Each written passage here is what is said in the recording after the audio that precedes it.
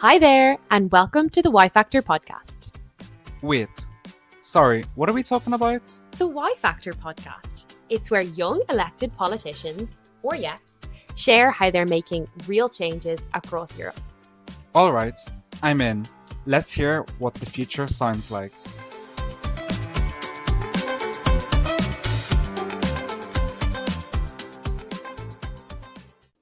Welcome to the YEPs on the Ground, the podcast that brings young voices to the heart of Europe. Today, we have Diana Voutyrakou with us, a young elected politician from Greece. Diana works with the Party of European Socialists here at the European Committee of the Regions. Hello, thank you for having me and congrats on the initiative. Thank you so much.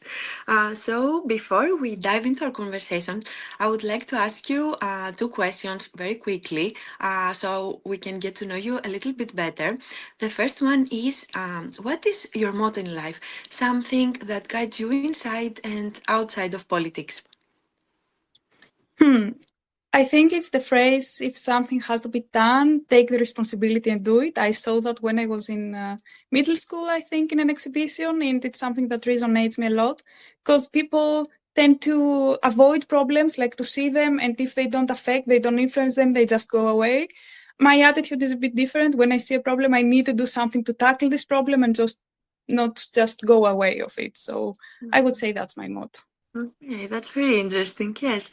And the second would be, when was the first time that you actually felt European?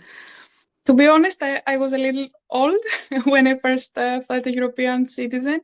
It was during my fourth university year that I did my Erasmus. So I had the chance to do 8 months in another university in Europe. And, that broadened my horizon. I had a chance to meet other university students from all over the Europe, discuss, understand their concerns, the difference in our program studies. And I also had the chance, because I didn't do the Erasmus for studies, but I did it for my master thesis. I had the chance actually to do research in a very nice university different from mine. And that was, a unique opportunity to see how they do robotics in another university, in a well-known university. What are the issues they have, how they design research proposals. So for me, it was like a unique opportunity. And I felt that maybe Greece is a part, but we are a part of something bigger, a family of universities, a family of researchers. So yeah, that was the first time, I think. And since then, it hasn't changed at all. Okay, that's great that you had this experience. And you already started to talk a little bit about your career and your studies, but can you tell us a bit more about your career and your links with your political life at the local level, and how does this connect to your work here at the European Committee of the Regions? Okay, I will try to separate a bit because this is a bit complicated. So I have my work that is actually on the field of robotics, because my background is on electrical and computer engineering. And I'm mostly working outside Greece for that part, meaning I used to live in Germany and work in the field of medical robotics. And now I'm based in the Netherlands, working in farming robots. But then here comes the politics. So I may not live all the time in Greece, but I really had this feeling that I need to give something back in the country that, I was grown up, I get all the incentives, all the chances, all my educational background was there. So I really had this feeling that I need to give back, to give something back. And also that I need to change something so that at some moment I can really go back to Greece and live in Greece and, have a work and life balance I imagine to have. So that, give me the incentive to run into politics. And I'm now elected in Greece, in Athens. Athens is the capital. And I'm a city councillor at the municipality of Athens. And through that, I manage also to join YEPs. So YEPs is a network of young elected politicians. That means that people below 35 that are actually elected in their own regions or local areas can be part of that. And, this is a unique opportunity to actually amplify your voice and raise the concerns you have or the faces and the issues you have in your country in a European level, and see what tools exist there, what help you can get from there, but also learn from examples of, people in other regions or cities that actually manage to overcome such challenges. So you don't need to reinvent the wheel in everything. In some things, you can just follow a successful example. And also, you probably know that, but young people in politics is not something common.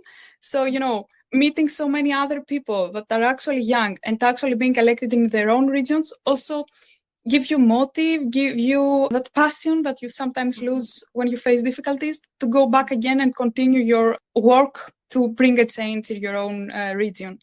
This is actually was a kind of part of the next question. Since you are an established figure in the world of robotics and engineering, we are actually very curious to learn what motivated you to get involved in political or social issues throughout your work as an engineer. Yeah, that's actually what most of the people also ask me. First of all, beside your work life, you're also a citizen and you need to be an active citizen. So you live in a society, you live in a world, and you need to actually do something to make a good out of it. But in robotics, the issue is the following. We're developing robotic solutions in medical domain, in farming domain, that will actually be integrated in our societies. And this comes with some ethical concerns on the background, meaning how we can be sure that the people will not be unemployed after that, or that we don't have any misuse of the robot or any high risk when we integrate the robot. And here come the politics, because politics is a multidisciplinary domain that actually need to ensure that we always integrate the technology to take the best for the people. We design the technology for the people, but we also apply it for the people and societies.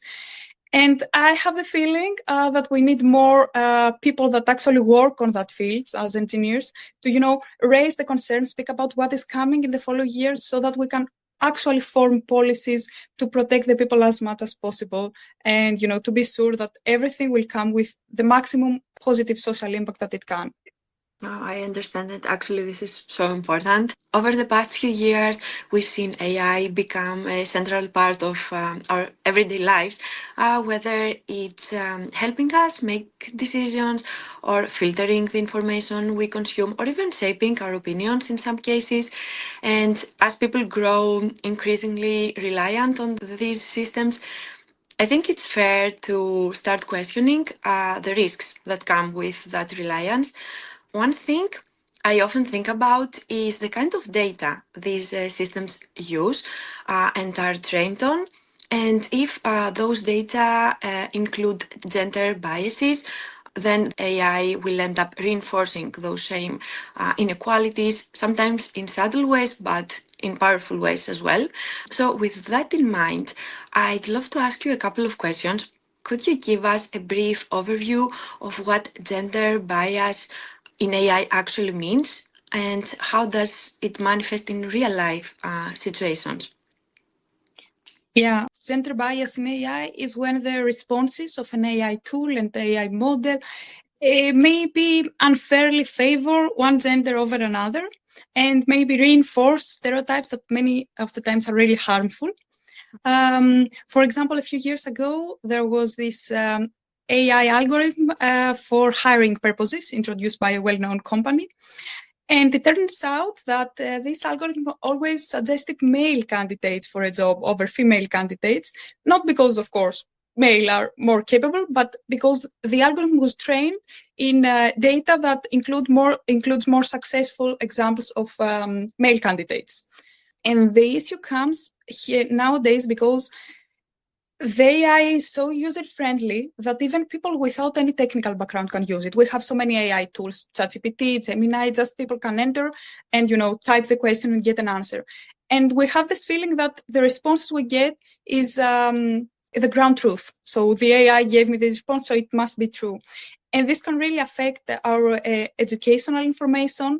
For example, when a young girl types something and gets the response of only male scientists or only male CEOs. So maybe this will be an internalized stereotype for this young girl. And maybe she will think afterwards, maybe I cannot be an engineer, a scientist, or a CEO because the AI doesn't have any, example of this happening. And here comes again also the policy making, because if AI tools are used for forming policies, here comes the chance that, biases that exist even unconsciously in our societies to be used through this data. I will give a very quick answer on that. For example, let's say that we want to build offices and we want to find the best temperature for these offices, and we will ask an AI tool. It is proven that women and men have different metabolic circumstances, meaning we feel the cold more than the men. So we require a bit higher temperature. This is not an answer we will receive through an AI tool. The AI tool will give us the answer that is more convenient for the male people. So at the end, we will have offices with a temperature that women don't feel convenient to work there. It's just something small, but just to highlight how big this issue can be. No, exactly. The European Union is working to regulate AI and address some of the potential risks tied to it.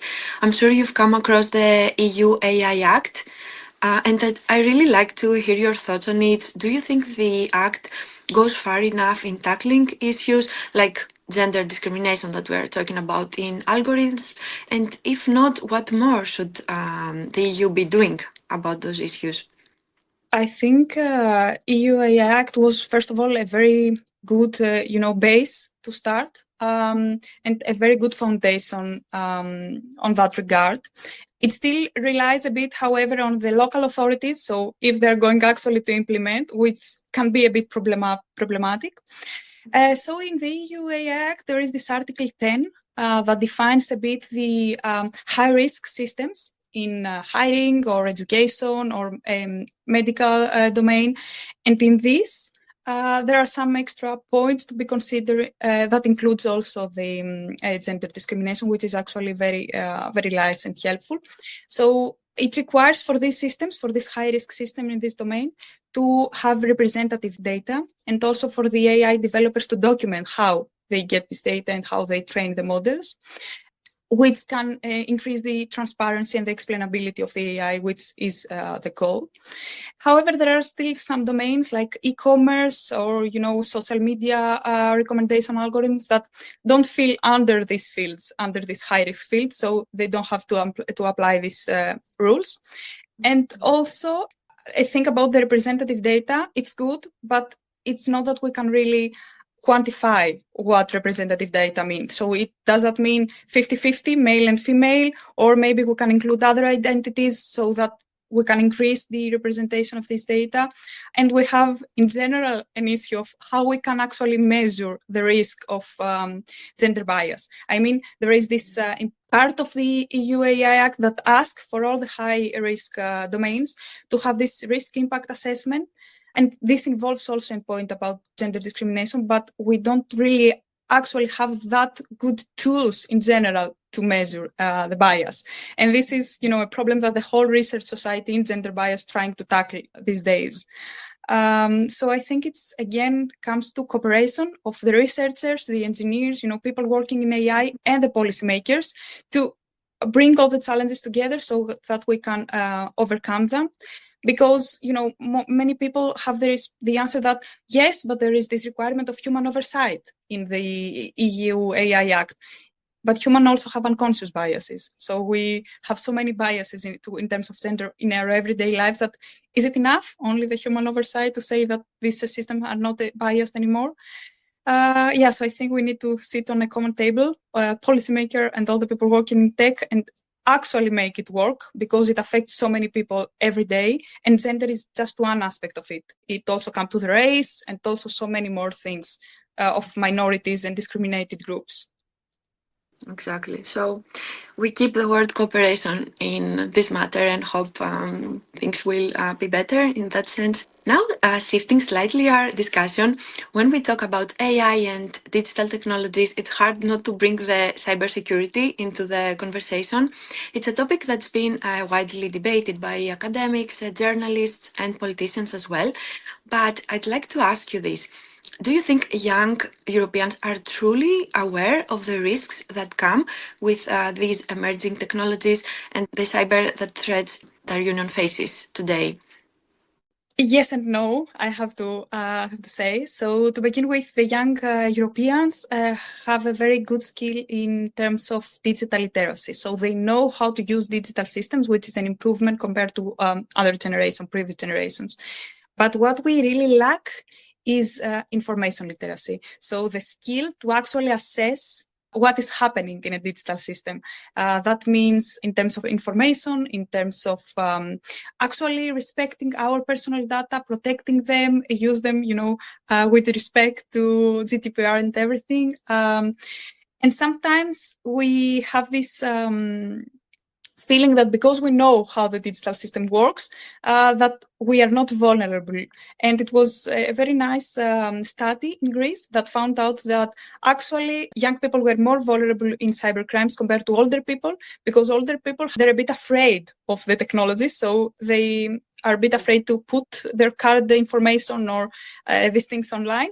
But young people, because they feel that, yes, I know how it works, at the end, they were like higher percentage of younger people that actually were victims of cybercrimes. But this is also one part of it. We need also to understand how cyber threats can actually affect democracy, elections, our infrastructure. And I think for now, we only see it in like movies. We cannot understand that this is actually can happen. So yes, I think that we have the skills, but we need to know how they're going to affect us in order to use the skill in the right direction. Exactly, I understand. And as a young elected politician yourself, what role do you think figures like the YEPs can play in helping young people not only to understand those risks we're talking about, but also grow into future politicians, entrepreneurs, and engineers who are equipped to navigate this rapidly evolving digital reality? Okay, first of all, raising the awareness is the first part. We need to make them see the problem, because the problem is here. And we have these platforms to do it. I mean, we are young elected politicians. We are similar-aged with these people. We know in which digital platforms, or in which ways we can do a campaign or speak with them in their languages so that they can understand, they can face the possible issues. But it's also vice versa. I think the part that we are working in Europe, it also gives us the opportunity to speak about the skills we need or the education we need on that regard, because many parts of the European Union or the Commission design future curriculum or design future opportunities. So we need also to advocate there that they need to include literacy in terms of information, in terms of digital literacy with respect to the cyber threats, so that, we can take the maximum out of it. So before we wrap up, we came across your work as a founder of Unique Minds, and we really love to hear more about this. I think a lot of our listeners would find it both inspiring and actually very useful. Thank you for your kind words, first of all. So it was an idea I had almost 10 years ago. As a child, I was really focused and really passionate about robotics. So I knew that I want to study robotics since I was 12.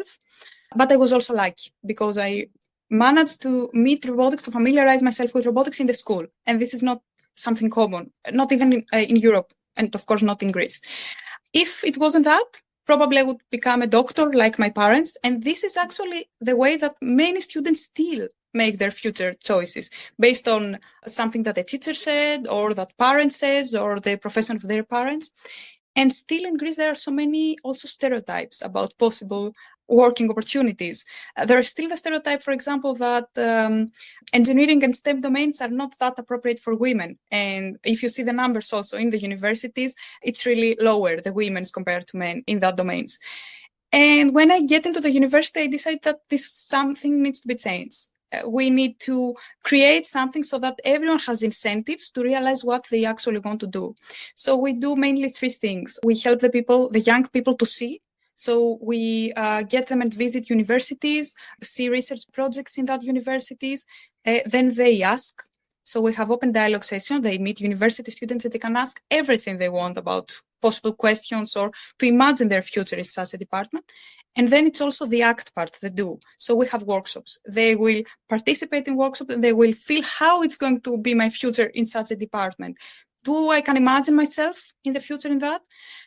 And I think what I kept out of this 10 years journey with Unique Minds is that at the moment, 70% of our volunteers are people that were previous beneficiaries of our program. So they came to us around 15 or 17 years old as students, and now they're university students and they're still here waiting to return the help they receive. And this proved what I told you at the beginning about if you see something, don't just go away, but do something, take the responsibility and do. And when I see like hundreds of people wanting to give back the help they receive, I think that we started changing something. Mhm. Exactly. And of course, it proves that they really appreciated your work and the program's work. And so they want to provide the same help to others. So this is amazing. Diana, thank you so much for joining us today and sharing your valuable insights and experience. It was a pleasure to have you here. Yeah, the pleasure was mine. Thank you again for the invitation. Of course, thank you so much. And to our listeners, thank you for tuning in. And if you'd like to learn more about Diana's work, you will find more information in the episode description. Stay tuned for more conversation with inspiring young Europeans, and don't forget to follow us on Instagram for updates. Make sure to catch our next episode to discover who will be joining us as guest and host.